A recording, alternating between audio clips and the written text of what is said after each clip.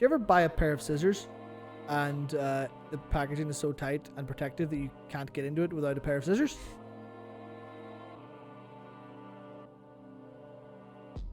Back to modern World of Warcraft and the PTR, and we have good news. We have a little bit of good news.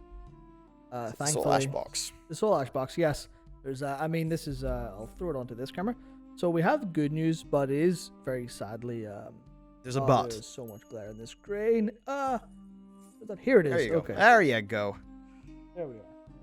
We've got, why is there always a but? Why has it got to be this way? That is the thing, because we have been wanting some way to get the Soul Ash situation to be better for ages, and we sort of finally do actually have that, which is great. It is big thumbs up. I am very thankful for this new feature. Earlier in the stream, I talked about, rolling a warrior and trying that out as an alt for this next patch.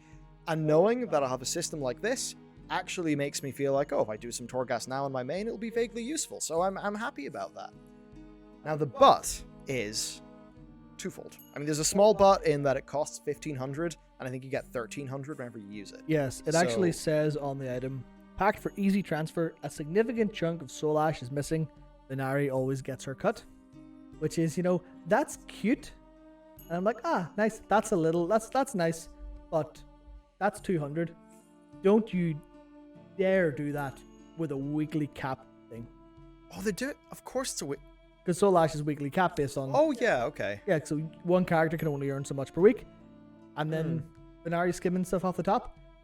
That would be fine if there weren't existing complaints about the entire system as it stands and how it impacted player gameplay.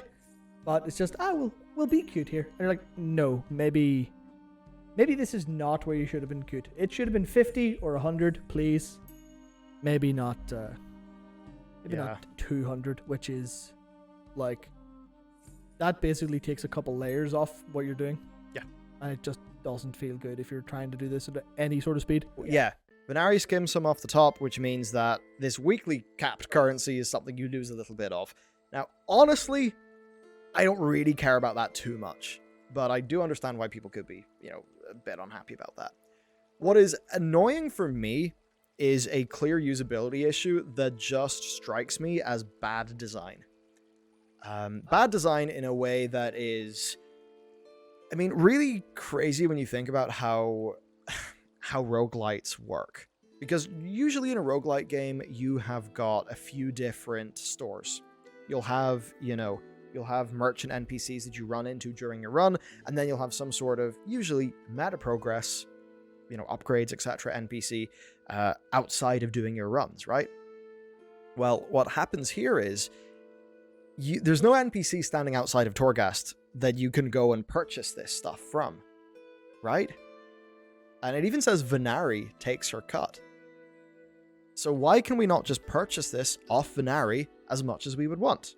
Because that would seem like the reasonable thing to do. But in reality, what Blizzard are actually doing with this one is they're making it so that that item is sold by the broker vendors inside your Torghast run. So if you want to purchase one of these, you've got to go into Torghast, you've got to go to the vendor, purchase it, which means you've just got to clear a bunch of floors that you don't want to clear anyway, because you're not going, in that case, you're not going to Torghast in order to, you're not going to Torghast in order to play it. You're going there to just buy a thing off a vendor. So it's just a basic usability thing of boys, if your players want to transfer a Soul Ash to their alt, why are you making them queue up to multiple Torghasts? Just to go to a vendor and then abandon your run. What? Why? What is the point of that? Surely it makes more sense for that just to be something that's on a vendor that you go and use. That would have made so much more sense. And it's just that sort of thing where, and that's what frustrates me. This is such a clear and easy win. People have wanted this thing. So put it on a vendor, give the people what they want.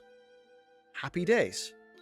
Why do there have to be little annoying things just sprinkled in?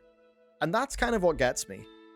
There's just consistent minor antagonism in many aspects of how they do the game. And another thing then is, this is something that I think people would have wanted from launch. Now, something that people are going to say is, well, if this was here from launch, then that would incentivize people to gear up, as many different characters as they can, and then roll them all through Torghast, and then funnel all of that soul ash back to the main so that the Mythic Raider can then have the best possible Legos for raid progression. And I actually understand that as a problem. And that's why I'd say that, well, with how the Renown track worked, you could just unlock this on Venari, a few weeks into the expansion, where that would no longer be an issue for people. And it's like, yeah, someone might want to do that. So somebody could be slightly degenerate with how they play your game. Don't punish everybody else because of that. Don't ship it with a whole bunch of annoying stuff at launch that you think you need, but you don't really need. And just sort of sabotage, the gameplay experience for like 90% of players, just to ensure that 10% of them don't do the thing that you don't want them to do. It's odd to me. The only thing I'm thinking of, and this is just an image in my head, do you ever buy a pair of scissors and the packaging is so tight and protective that you can't get into it without a pair of scissors? That's kind of what it feels like. It's like you're going into the kitchen store to grab a knife, and they're all too dull to be useful. And that's basically what they're going for with this entire thing. It's all just, well, we have this goal above all else, which is our engagement metrics. And I guess for some reason they're really intent on people not being a negative headline. I don't actually think it's engagement metrics. I actually think that I don't think the game designers are doing that purely to juice up their engagement metrics. I think that they think that designing loops like that on the weekly basis is actually the good way to design the game, and that those loops are a highly advantageous thing. I actually don't think they're doing that for that sort of super cynical perspective. I don't know, there could be some of that going on at the top whenever, the whip cracks from the people who are, looking at the numbers, right? Looking at the money all the time. So I don't think it's like the most sort of cynical and juicing the MAUs and all of that from the actual, regular ass game designers at Blizzard. But I do think that a lot of I don't want to say academic game design, but a lot of just trends and things, everything being a loop, it seems like sometimes that's over-applied. It almost certainly is. It's the entire idea of Torghast being a roguelike now. That's, I think that's really cool. I think that's really interesting, and it's nice for them to take a stab at that kind of gameplay because it's new, it's unique, World of Warcraft, etc. But it's just so half-baked. And I think that's kind of what I think you're getting at with the trends, where they don't do anything for themselves in like this full measure. It's always like, I will try and grab bits and bobs here and there. We'll try and do whatever we can to, almost like their old habit of poaching other ideas on the lore thing, but taken to gameplay and not been handled effectively. Yeah. It's, God. It's so frustrating. Yeah, it's like, this could have been a very easy win. It's just there's a few bugbears about the implementation that just scream, this is just the way that the WoW team do things bizarrely sometimes. And I think that's what's got people frustrated. Even though this objectively is a great move forward, it is actually a good thing. It does make me more likely to roll an alt, etc., etc., etc. So broadly speaking, look, I am 85% happy here.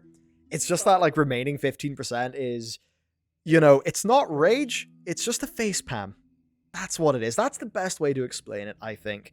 Where I feel like with just, maybe if they were just a little bit less worried about some of the things they're worried about, and just kind of put it out there in a more pure and simple way, then it would just be happy days for everybody, and we wouldn't have to have these conversations that, we genuinely don't like having. So that's that situation. As I said, I'm 85% happy, so glad they're doing it.